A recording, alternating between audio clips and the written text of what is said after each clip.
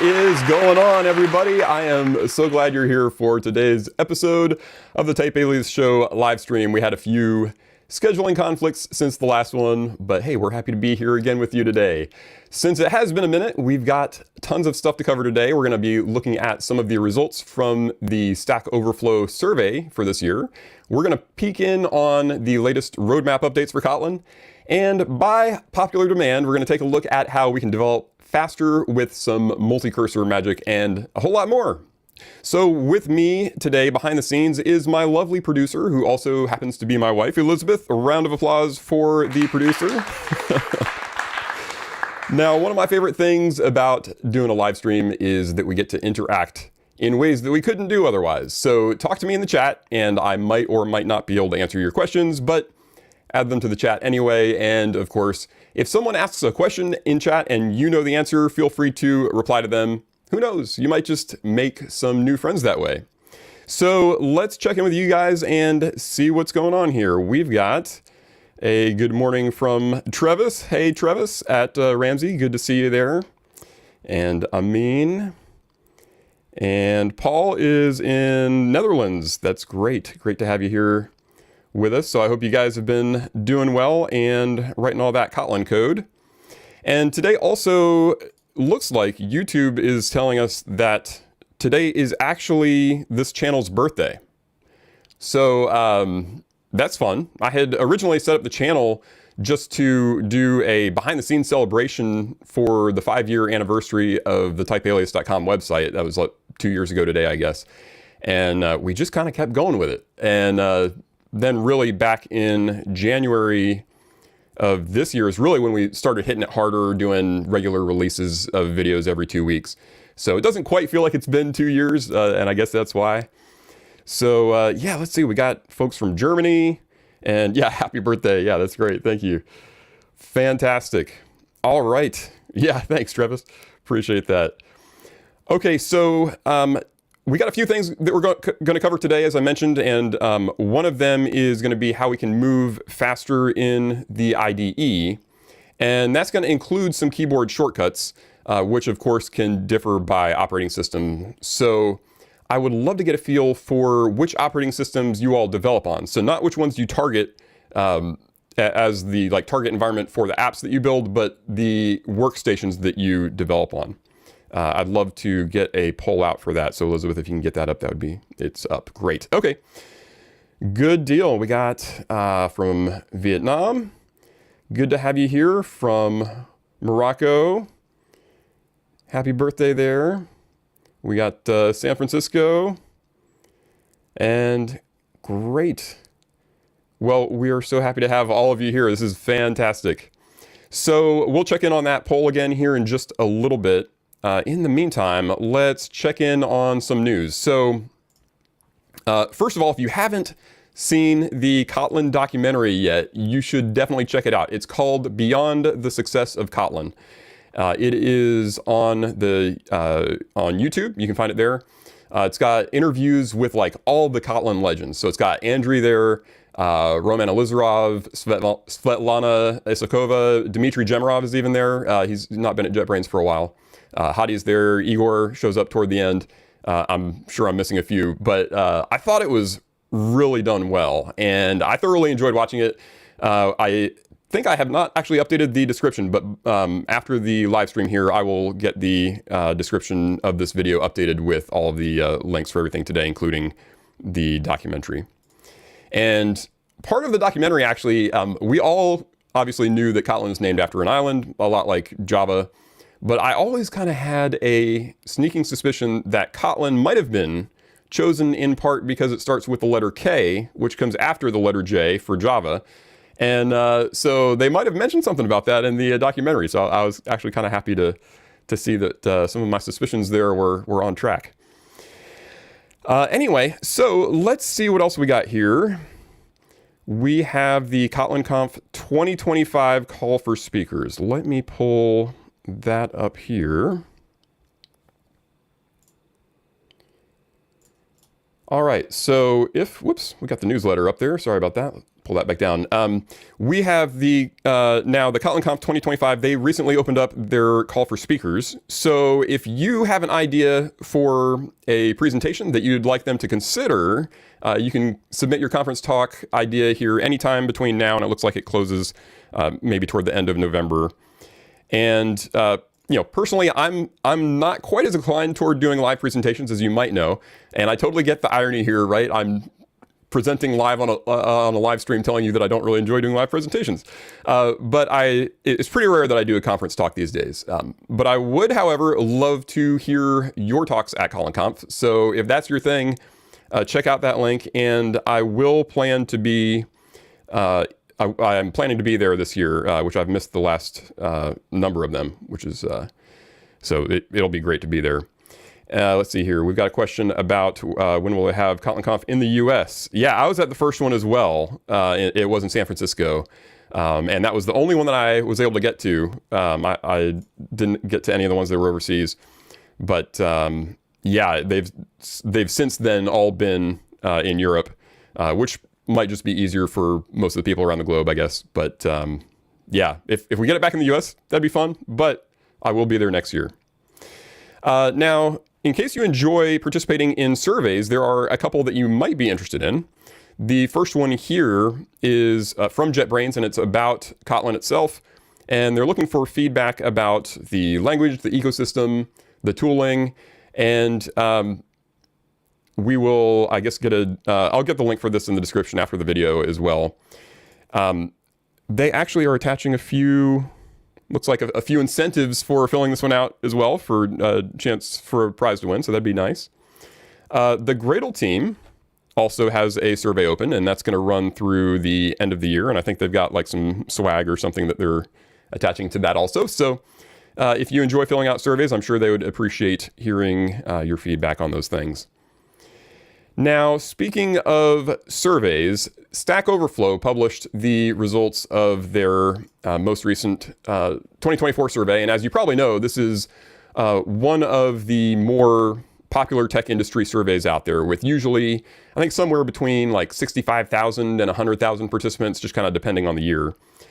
And of course, when it comes to surveys, we always kind of have to take these things with a little bit of a grain of salt, right? Because things like language popularity obviously don't necessarily equate to how good a language is or how well supported it is. But, and also the numbers can vary widely depending on the survey, and the way that the question's worded can really drastically affect the results as well. But still, I really enjoy keeping an eye on these kinds of surveys just to kind of get a feel for the industry as a whole. So let me pull up what we've got for this year. In this one, I've just kind of chosen a couple of languages from the most recent survey results. So this list is not exhaustive. So for example, I didn't include TypeScript, even though it's like above 40%. So there are plenty of languages above Kotlin, plenty of languages below it, but here we can see roughly where it sits compared to some of the other languages of interest. And keep in mind also that these numbers aren't mutually exclusive. So many of us would respond by saying that we work with both Kotlin and Java, for example, or both Kotlin and Swift. So we can see here Kotlin's sitting just a little bit below 10%. It'd be really fun to hit double digits on that thing next year. But let's take a look and yeah, let's see here. Actually, just to answer your question, yes, this is live. We are live at the moment. Yes, and sorry, I intended to get all of these shortcuts in the description, and I just missed doing that ahead of time. But after this live stream's done, I'll definitely make sure that we got all of the links for everything that we talked about in place. So let's see if Kotlin's sitting around 10%. Let's take a look next at how it has compared to other years of the same survey. So here we've got 2018 to 2024. And we can see it really had a lot of impressive year-over-year growth from 2018 to 2022. And as a percentage, it's kind of remained where it's been since about 2022. Now, of course, the industry itself could grow or contract. So the total number of Kotlin developers, for example, could increase or decrease even if the percentages remain roughly the same. But that's kind of where it's been hanging out, is just below 10%. So it'd be fun to see us as a community be able to break through 10%. Now, I'll be interested also to see kind of how this changes over maybe like the next 5 years, especially as Kotlin multi-platform has started to become a little more mainstream, and also as Compose multi-platform support for iOS and WebAssembly stabilizes. Remember, iOS support is still in beta and the WebAssembly is still in alpha. So the Kotlin team has bet pretty big on multi-platform, and I think we're all hoping it's gonna pay off. So we will see. All right, next, let's look at the Kotlin Roadmap, which was just updated here. Let me pull that one up. And I'm really glad they actually got to the, they just released this on Monday. And I wasn't sure actually if they were going to have it out in time for the live stream. I was kind of like banking on the fact they were going to publish it. You know, it's open source, so we can always just go to the pull request and look at it there. But I kind of felt a little better about talking about it if it was already published. So yeah, so if you don't know, the Kotlin Roadmap is updated typically about, I think lately it's been maybe twice a year or so. And we had a little bit more of a jump this time, presumably because we also had Kotlin 2.0 come out and a lot of big things going on. But we did just get this update here on Monday, and this is going to tell us a little bit about what the Kotlin team is going to be focusing on for the next 6 months or so. So I'm going to scroll down here, and at the top we've got the key priorities, and we can see here the language evolution, more efficient data handling, increased abstraction, enhanced performance. All that stuff is, kind of broad language, but it's good stuff to have there anyway. The K2-based IntelliJ IDEA plugin. So this is talking about K2 mode for the Kotlin plugin in IntelliJ.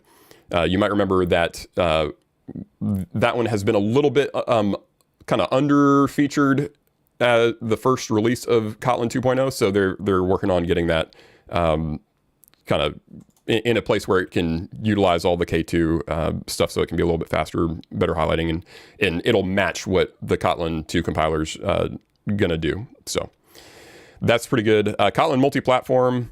Okay, so here on Kotlin multi-platform, I'm really excited about this. This is Kotlin to Swift export, and we're gonna look at this a little bit more in a minute, but I absolutely love the idea here. I think there are a lot of people who have been hesitant to adopt the multi-platform stuff on mobile, especially iOS developers, because they just didn't like going through that Objective-C layer. So direct to Swift export is going to be cool. We'll talk about that just a little bit more here in a minute.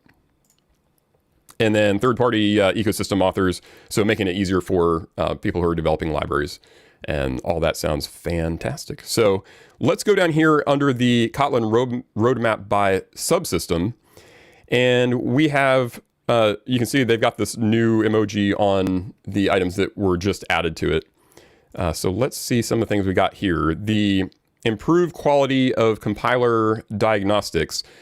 This one is about creating a consistent structure for compiler messages, and also about creating an ID for any error messages that you're getting. And the idea there is that if you get an ID for that error, you could just take that ID, plop it into a search engine, and get faster results finding what you're looking for. So that's what's going on with that one.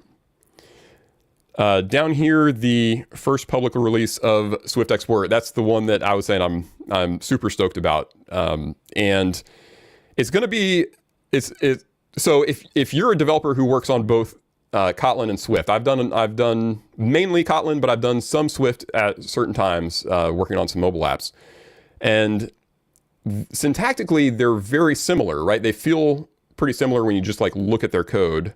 You think, wow, these are actually almost identical in some ways, but there are also a lot of ways where it's just crazy different. And so I found that actually, personally, I can more easily switch between Kotlin and Java without getting tripped up. if I switch between Kotlin and Swift, it's like they're so similar, but then they have just like that one thing that's just gonna like totally gets you and surprises you. So there are some pretty big differences. So all that to say, it looks like the Kotlin team is going to be particularly focusing on classes and interfaces at the moment. There's not going to be generic support yet, and they're not going to do any direct export for things that are library specific. So they're focusing just on like the actual language of Kotlin. Underneath this, we have the concurrent mark and sweep for the garbage collector. And this one in particular is talking about Kotlin native. So I'm not an expert on garbage collection, but the basic idea of it I can say is that you have usually two phases. You've got one where your garbage collection is going to look for all of the objects that are no longer referenced, and it'll mark them to get cleaned up. And then a second phase where the garbage collector actually removes them from memory. And so if you try to do all that stuff and pause the app while you're doing that, you end up with some kind of jagged behavior in the application. So for performance, if you can do especially the marking, I think is where they're focusing right now. If you can do some of those garbage collection operations while the app is running concurrently with it, the user will get a better performance out of that. So that's the idea there. All right, down here in the tooling section, we've got something about this build tools API, and this one's about reducing duplication and some inconsistencies between build tools and build systems. So they're saying right now it's a bit of a hassle to, like if you were going to support another build system like Bazel, there'd be a lot of effort involved in that. But if we have like a common API that these different build systems can tap into, you reduce some of that duplication and inconsistency that way. So that's the idea there. And then just below this here, we've got this one I wanted to highlight about the API reference for Kotlin Gradle plugin. So hopefully most of you are using the build.gradle.kts, so the Kotlin Gradle script stuff in your Gradle builds instead of the old Groovy approach. I've really liked the Kotlin approach better because you get all the pop-up help in the IDE for the changes that you want to make. So it's kind of a little bit easier to discover what things you can do at different points throughout the build script. And what they're doing here is they're going to be creating KDoc pages for the Kotlin Gradle plugin. So we'll actually have an API reference that we can pull up on the web as well, which should be a big help. Because sometimes you just want to, just kind of explore, right? Rather than having to open up context help in the IDE all the time. So that's what's going on there. And then down in the library ecosystem, we've got a number of updates here. A lot of good, cool stuff. I think stabilizing the Kotlin X IO library, I think that's going to be fantastic. And promoting the Kotlin X datetime to beta, that will also be really good, because that datetime library is one of those things that when you're using multi-platform, it's usually one of the first things that I run into if I don't have that set up. I get stuck on dates real quick if that's not available. So getting that to beta and getting that even to stable will be really nice. Okay, let's pull back to some of the comments here and see what you all have going on. Let's see here. StackOverflow must also support a country-based survey. So John, are you talking about like, because I think, so StackOverflow does pull from a wide range of countries, or are you saying like you want to divide it down by country? I think that could be interesting to see. Let's see here. We have you used KMM or Compose in production? What are your thoughts about them? So I've used them in my own hobby projects. I've explored them for some production things that I had worked on at one point, and the team just wasn't quite ready. Like I said, some of the iOS developers really just felt like if that Swift interop wasn't there for the multi-platform stuff, they weren't going to be ready for it. At that time, Compose, and Compose is still kind of, the Compose multi-platform stuff is still, it's still pretty early. I think I've heard some people talk about performance issues on iOS and that kind of thing. So yeah, I think it's one of those things that I don't personally have one in production right now. I think it's worth kind of exploring it and treading a little bit carefully just because it's, the pieces that are not like the compose multi-platform for iOS not being, it's still in beta. So you might want to tread lightly on that still, but it's the kind of thing you just talk with your team and figure out what risks you and your team are willing to take on that. Marcus says there are a few companies, Google included, using KMP in production. Yeah, okay. I forget which apps. Yeah, so Kotlin multi-platform is like, there are a lot of companies that have adopted that in production. So just to be clear, Kotlin multi-platform itself is a stable technology. It's out of beta and it's in its stable place. But the like, especially with the compose pieces, like parts of that are not yet entirely in stable mode yet. So that's just something you want to keep in mind. But Kotlin multi-platform itself, yeah, there are actually quite a few companies that are adopting that in production now. All right, and yeah, okay. Let's see. Happy to see Linux, Unix usage in double dip. Okay, yeah, that's great. So actually, John, that's a good point. Let's pull up the poll results if we can, Elizabeth. Let's go ahead and see what we got here. And all right, we got, man, that's pretty good. 61% on Mac. That's great. 28% on Windows. And yeah, double digits on Linux. That's surprising, but also pretty cool to see. So, and that is out of 57 votes. That's really good. Yeah, Mac definitely had become a pretty good option for workstation for development. You kind of get the good blend of like nice UI and also getting a lot of the command line support stuff from Linux and Unix and all that. So that's really good. I use a little bit of Mac and a little bit of Windows. Right now I'm on a Windows machine, but when I'm actually doing like my contract work and stuff, I'm on a Mac. So that's good to know, because we're about to look at some things in the IDE, and so knowing what shortcuts you guys will tend to use most of the time will be helpful. All right, so speaking of that, let's go ahead and pull up some multi-cursor magic here. All right, so here I've got just an IDE with some code that is, I think it's from the strategy pattern video that I did a little while back. I might have modified it a little bit since then. But I gotta say, every once in a while, actually, let me pull back off here. So every once in a while, I hear from you guys about things that you're interested in. And so, for example, in the comments section on YouTube, some of you started asking me to do videos about design patterns in Kotlin. And I would see those comments getting lots of upvotes with the thumbs up button. And it was enough that I couldn't ignore it. And so that's how I kind of ended up doing the current series of videos. Well, over the past few videos, I've gotten a lot of requests for turning on Presentation Assistant so that you can see the keyboard shortcuts that I was using as I was writing code. Now, in all of the articles that I write and in the videos that I produce, my goal is always to make it as easy and memorable and enjoyable as possible to learn the actual like concepts that I'm trying to share. And so that's why I haven't turned on Presentation Assistant in those videos, because I believe that just the constant pop-up of the shortcuts and the different things I'm doing in the IDE would probably be too distracting for the actual subject matter of each video. So that's why I haven't done that.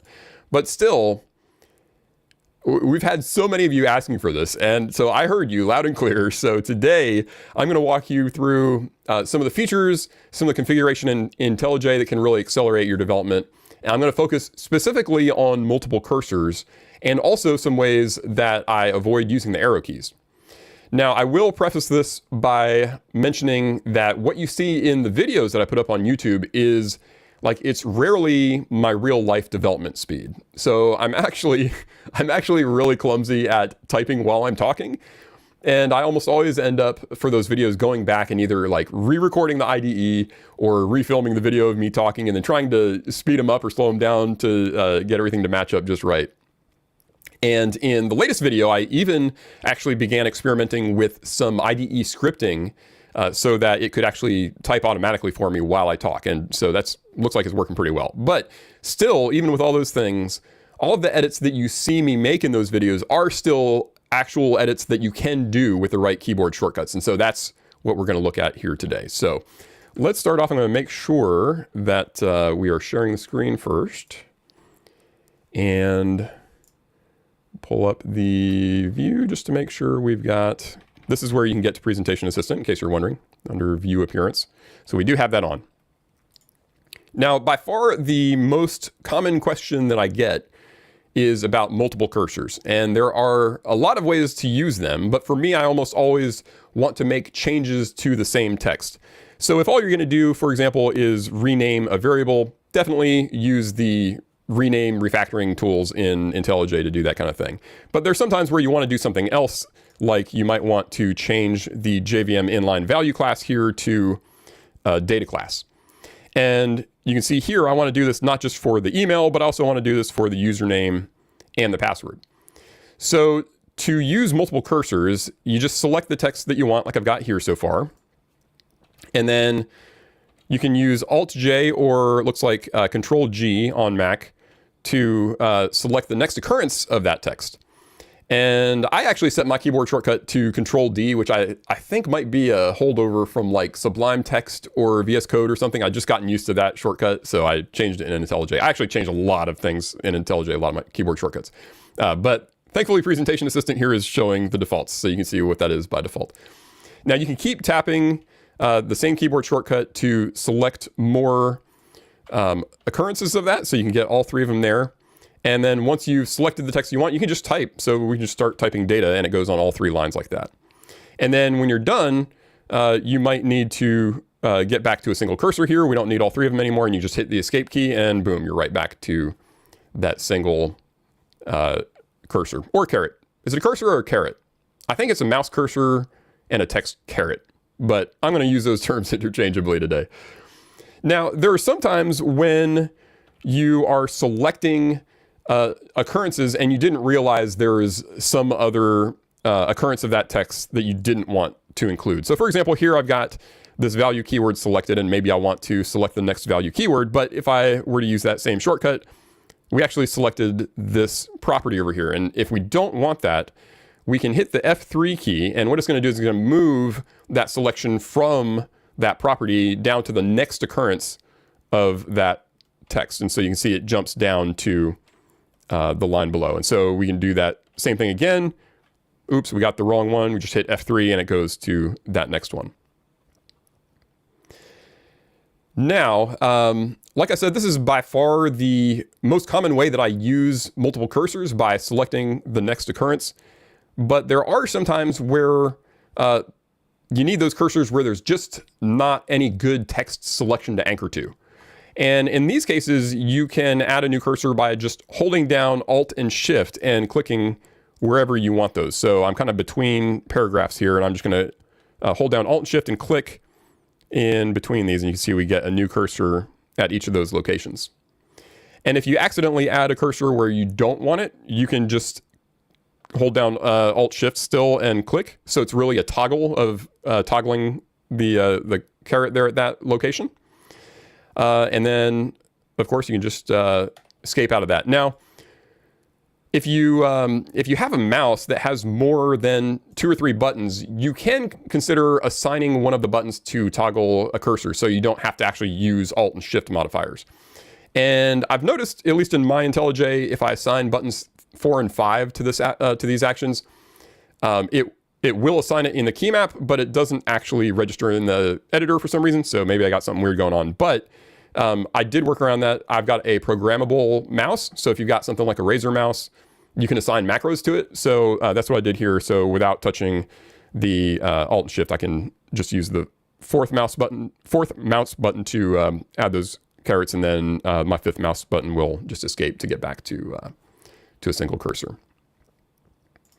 Now, if you want to add cursors just down a column, so on each row down a column, you can hold down Alt and just click and drag. And you can see that just creates cursors straight down the row. And if you've got a line where you don't have text that goes out that far, it just kind of goes wherever it can. And you can swing it to the right to make a selection out that direction, or swing it to the left to make a selection out that direction.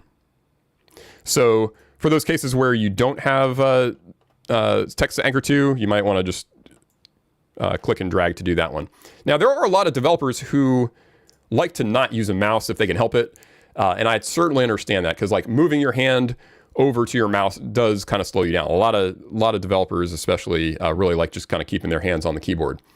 So if you prefer, you can use a double tap on the control key. So the way this works is you tap it twice, and the second time that you press control, you hold it down. So tap, hold, and then up arrow or down arrow. The problem is if you don't use the up arrow or down arrow fast enough after that double tap, then you'll get the default behavior, which is just to go to the top or bottom of the document. So this one I don't really use quite as much because it requires a little bit of dexterity. If you don't double tap and hold it, and if you don't get the up or down arrow keys fast enough, then the IDE is just going to cancel it out. So typically I just go for the mouse on this one. And let's see. I think that about does it for the most common things that I do here. I guess I did forget to mention that if you are selecting forward and you want to select backwards, you can just hold Shift down and it pulls it back, which is also helpful sometimes. So that's a kind of a quick roundup of the most common multi-cursor operations that I use. And I'm going to check in on the chat in just a minute to see if anyone's got any questions or comments about using multiple cursors. So if you haven't asked already, go ahead and get those lined up in chat. And there are some additional shortcuts and features for multiple cursors that I don't use as often, but you can find those in the official JetBrains IntelliJ documentation about multiple cursors. And so if you're interested in kind of seeing what more you can do with it, some of the selection mode that you can change where you can actually select in kind of a block shape, even if you don't have text there. It's kind of an interesting idea. But I will add a link to that to the description after the live stream's done. And you can extend your coding superpowers even further if you would like. All right, let's see if we've got any comments here. Yes, okay. So you can also hold down Alt in order to get all occurrences. That's great. Yeah, I actually have not used it that way. So that's probably moving you even faster there. And Idea Vim is also pretty good to map. I have not used Idea Vim much, and my experience with Vim is very I don't know, like I'm just friendly enough with it to be able to do what I need to do, but those shortcuts definitely for Vim have not become second nature for me like it has for a lot of people I know.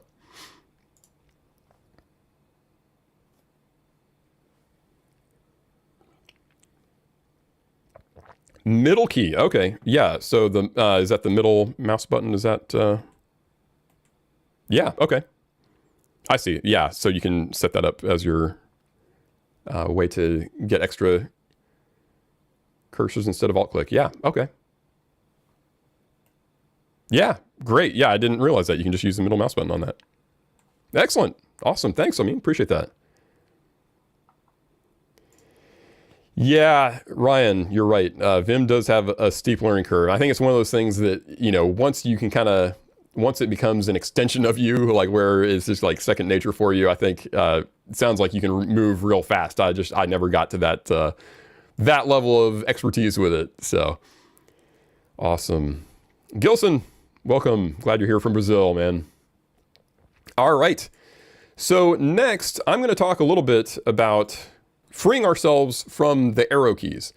So like I was saying earlier, when we move our hands like over from the keyboard over to a mouse, that can slow us down. And so a lot of developers try to avoid that.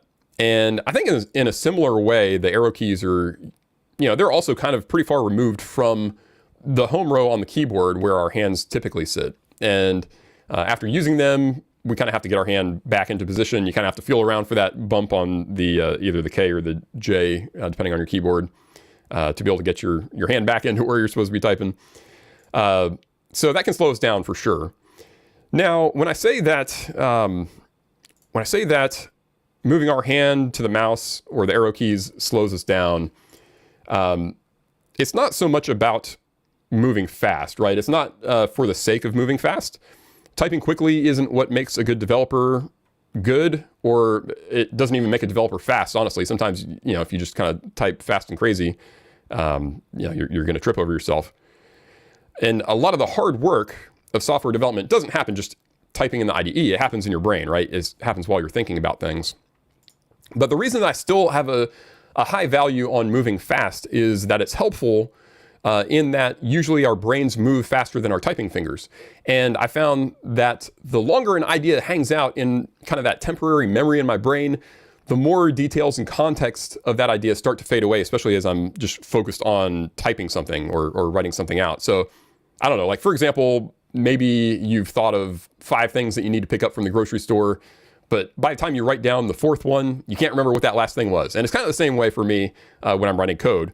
Where I just want to capture my ideas kind of as fast as possible so that we don't lose that context or any of those details. So one of the changes that I made years ago was to set up my keyboard shortcuts so that I can navigate around the editor without having to move my hand over to the arrow keys. And in fact, I don't even have to move my hand out of the default position at all. And so here's how that works. Share my screen here. Okay, so with your right hand, what I've got here is a little section of the keyboard.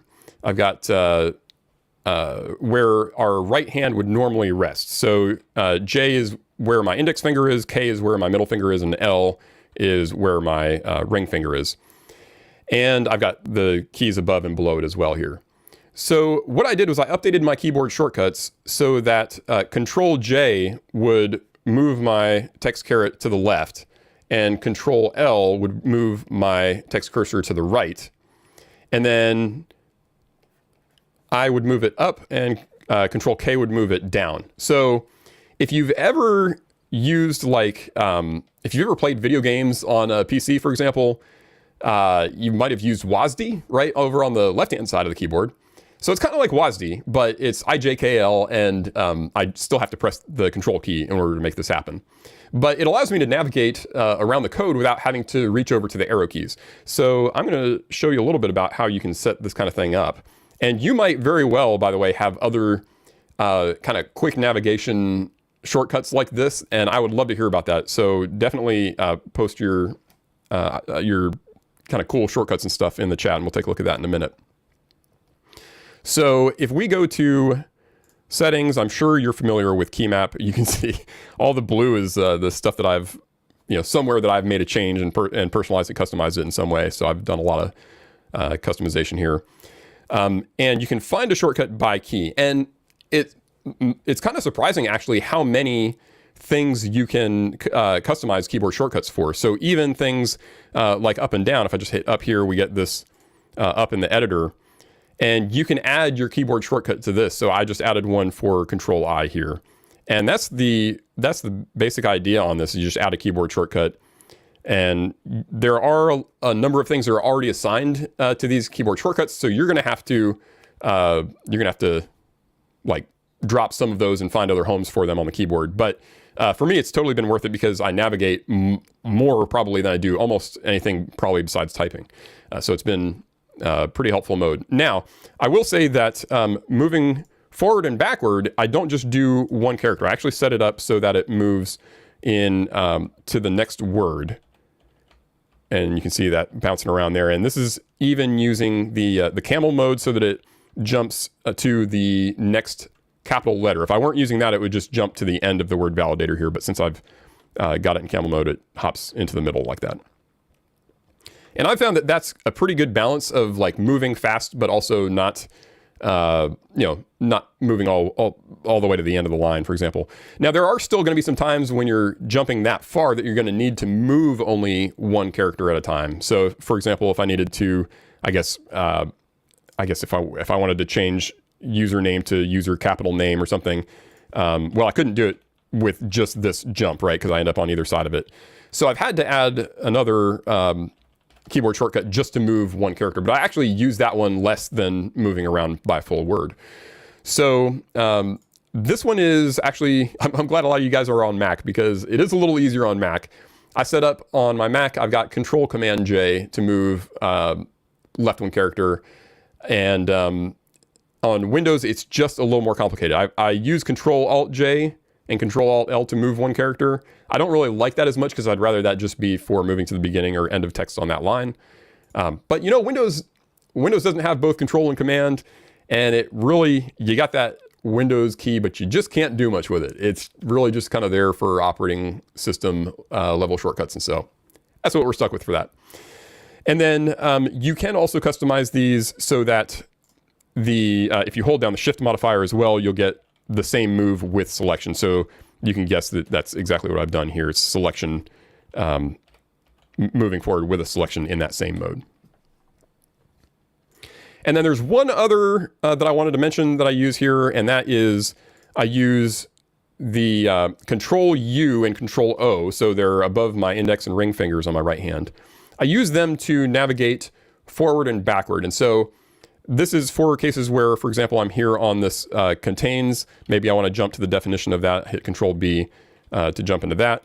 Now I'm in this other file, the strings.kt file, and I want to go back to where I was. And it's kind of sloppy to, especially if I had multiple tabs open, trying to get back to that tab. So in order to get back to exactly where I was, I can just actually it's Control Shift U for me, Control Shift O will take me forward and backward between those spots. And you can see the keyboard shortcuts up here. You got a pretty quick one for that for Mac, just Control and the bracket. But if you don't want to move your hand over to the bracket, do you actually use your pinky to hit the brackets? I don't know if I would do that for the shortcuts anyway. So, and the last one that I do is I use Control M for escape. So that's just under my index finger, and that's just handy for cases where maybe I open up the quick help like this, and then I just want to dismiss it, so I don't have to move my hand all the way up to that top left corner of the keyboard and bring it back and find where it's supposed to sit again. And as we saw with multiple cursors, it's also very helpful to have that shortcut ready for you for their getting rid of those multiple cursors and getting back to one. So now, I don't feel like you've got to hurry to like write all those shortcuts down. I know that was kind of a quick run through. And most of you here on the live stream are probably already subscribed to the email newsletter. What I'm going to do is I'm planning to send out a PDF with these shortcuts in the next newsletter. So if you're not on, newsletter.typealias.com is where you go to get subscribed to that. And if you sign up by next week, I think probably early next week is when I'll send that out. You can be on the lookout for that one. All right, so I know with things like keyboard shortcuts and customizing your IDE, there are a lot of people who come up with really cool things to do for that. So I am going to check in on chat and let's see what you guys have here. And not sure if this was already mentioned, but hitting Control twice quickly, yes, allows you to use the up and down keys to create multiple cursors. Yeah, we did just briefly cover that. Yeah, I was saying that it requires a little bit extra dexterity, but that's definitely a good one to keep in mind. Let's see, please again, the shortcut for multiple selection. Yeah, so that is on Windows, the default is Alt J, and on Mac, it is, looks like Control G.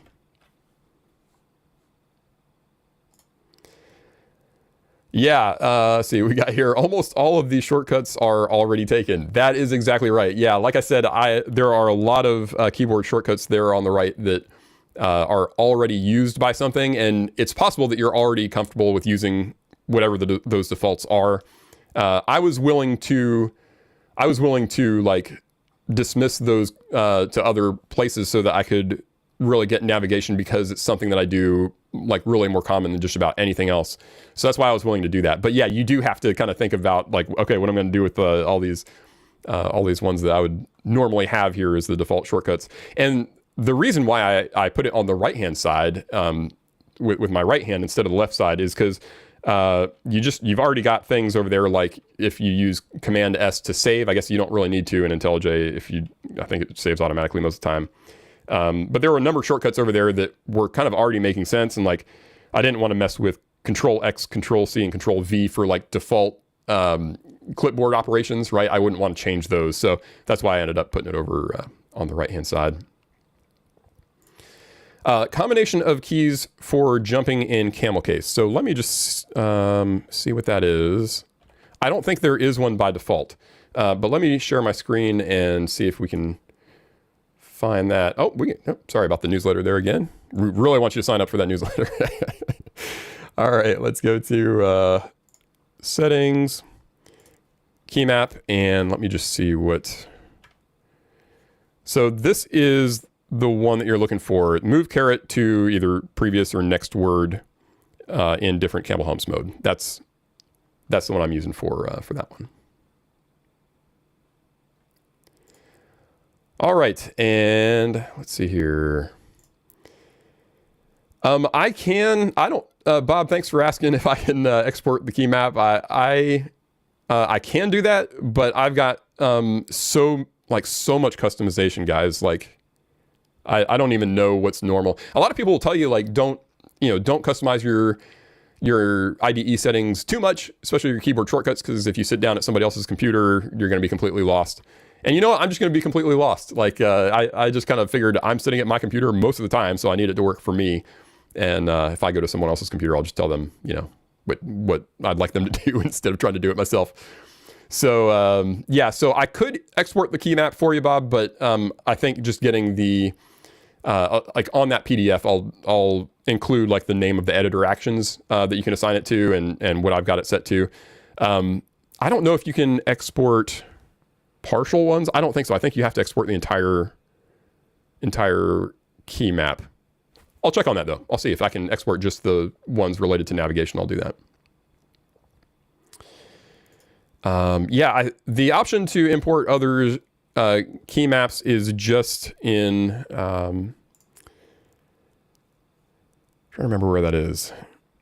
It is it IE settings? I think it's just importing and exporting settings. I think you can pick like your, is it key map here? Yeah. Yeah, you got key maps under this. So you could just export the key maps and then import them that way.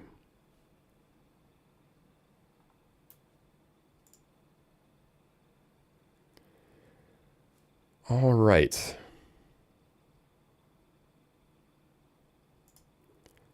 Yeah, Ryan's saying I use Idea Vim and yeah, wild split keyboard. So when you sit down to someone else's computer, I can't type. Yeah, that is right. And on top of that, for a while, I'd actually used Dvorak layout on the keyboard, which is kind of arranges things so you don't have to move your hands as far and your fingers don't have to stretch as far.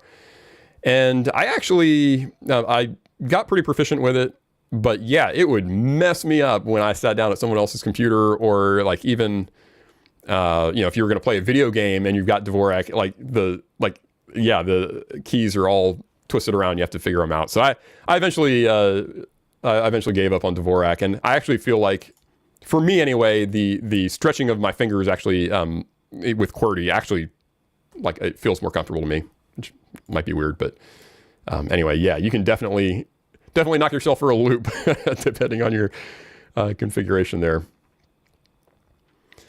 Okay, so I think that looks pretty good for chat. See this one here, Android Studio. Yep, exact same thing in Android Studio. I've exported my key map from IntelliJ to Android Studio, so you can use the exact same keyboard settings there. All right, now most of us are just crazy about software development, and I know many of us enjoy the work that we do. A lot of us contribute to the community, whether through open source contributions or writing articles. And yeah, like a lot of us, even just, we work the whole week in code, spend 40 hours writing code. And then on the weekends, we like what we do so much that we just come home and build our own hobby projects, right? So we really love what we do. But I found that no matter how much you love what you do, it's always possible to end up with a day where things just aren't quite going the way that you hope they would. And, maybe you got to wrestle with a build tool, or maybe you're having to debug a concurrency issue. And even when you really like your coworkers, it's totally possible to have a day when you just don't see eye to eye with them, right? And on days like those, it's easy to kind of like to fold into yourself or to block yourself off from other people. And What I found is that one of the best remedies for when you're feeling down is actually to look outward and ask yourself, whose life can I make better today? And you can start with just the people on the other side of the code who are using your app. So maybe you work on a rideshare app and, well, somebody out there needs a ride and your code is going to help that person to get to where they need to go. Or maybe you work on an insurance app and someone out there needs roadside assistance, and because your test caught a bug, their very stressful day is going to be a lot more manageable thanks to your diligent work. And I'm kind of laughing a little bit because those are both examples of something that I needed recently. I needed a ride and I needed roadside assistance. So I was actually benefiting from somebody who worked really hard on those things. And so I just want to encourage you and let you know, there are people out there who are going to benefit from the hard work that you're doing today. And if your company does something like user testing, maybe you can see if you can join for a session, get a chance to actually interact with someone who's benefiting from your hard work. And then take it beyond your work. Like, find somebody today and come up with some real fun way to make that person's life better. And it doesn't even have to be very complicated. You could just even hold the door for somebody, just be friendly to someone who's making your sandwich for you at the deli. And in fact, I found even just smiling at somebody can really just change their whole day. It's a bigger blessing to give than it is to receive every time. So make someone else's day better, and you'll be surprised at how much of a difference it can make in your own life. Well, that's all I've got for today. Thanks so much for being here. I am so thankful for each and every one of you. Coming soon, we're going to keep moving forward with the design pattern series. We might look at the builder pattern next. There's a lot of neat material we can cover with builder DSLs and Kotlin, so I'm not sure if I'll be able to get that in time for this next one, but coming up here in 2 weeks, we'll have another video on design patterns. And then we're expecting the next live stream to land sometime in October, probably another 3 or 4 weeks from now. I'll keep you posted on that as well, but it definitely won't be as long as it was between this last one. In the meantime, keep writing that Kotlin code. Thanks so much for hanging out with me today, and I will see you next time.